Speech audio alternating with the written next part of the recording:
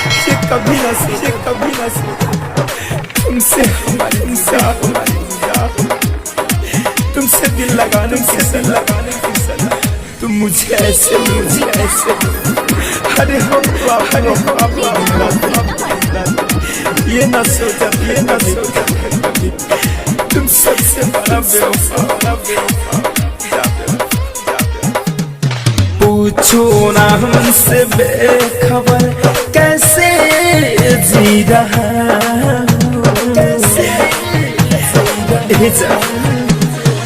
पूछो ना हमसे बेखबर कैसे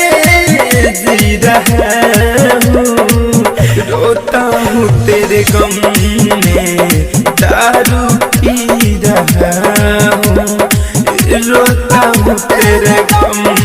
में दारू पी रहा हूँ पूछो ना हमसे बेखबर कैसे जी रहा हूँ पूछो ना हमसे बेखबर कैसे जी रहा हूँ रोता हूँ तेरे गम में दारू पी रहा हूँ रोता हूँ तेरे गम में दारू पी रहा हूँ। Sound recording studio Chiraiya DJ विकास रीगा सीतामढ़ी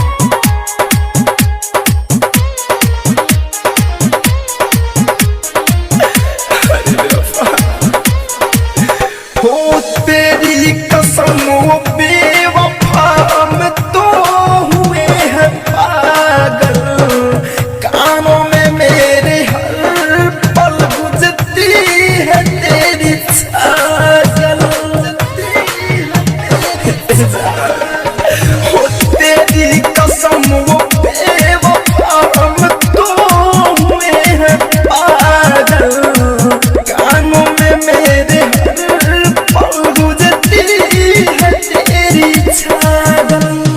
तेरे दिए जख्म को दर्दों से सी रहा हूँ तेरे दिए ही जख्म को दर्दों से सी रहा हूँ रोता हूँ तेरे गम में दारू पी रहा हूँ रोता हूँ तेरे गम में दारू पी रहा हूँ।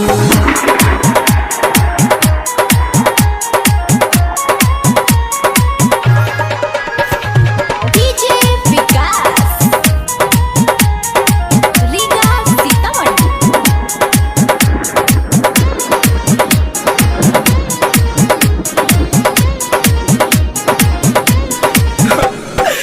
आँखों में मेरे नींद ना दिल में नहीं करार धड़कन धनंग सुमित को मारेगा तेरा प्यार आँखों में मेरे नींद ना दिल में नहीं करार धड़कन धनंग सावन को मारेगा तेरा प्यार भटका हूँ तेरे इश्क में राह में कह रहा हूँ भटका हूँ तेरे इश्क में राह में कह रहा हूँ रोता हूँ तेरे गम में दारू पी रहा हूँ रोता हूँ तेरे गम में दारू पी रहा हूँ। Sound recording studio Chiraiya DJ Rakesh download नया कीजिए टोल हनीनगर ऑफिशियल ऐप प्ले स्टोर से डीजे आरसीएम राकेश म्यूजिक के साउंड सारे ऑडियो नया वीडियो टोल हनीनगर डाउनलोड करने बाजार। के लिए।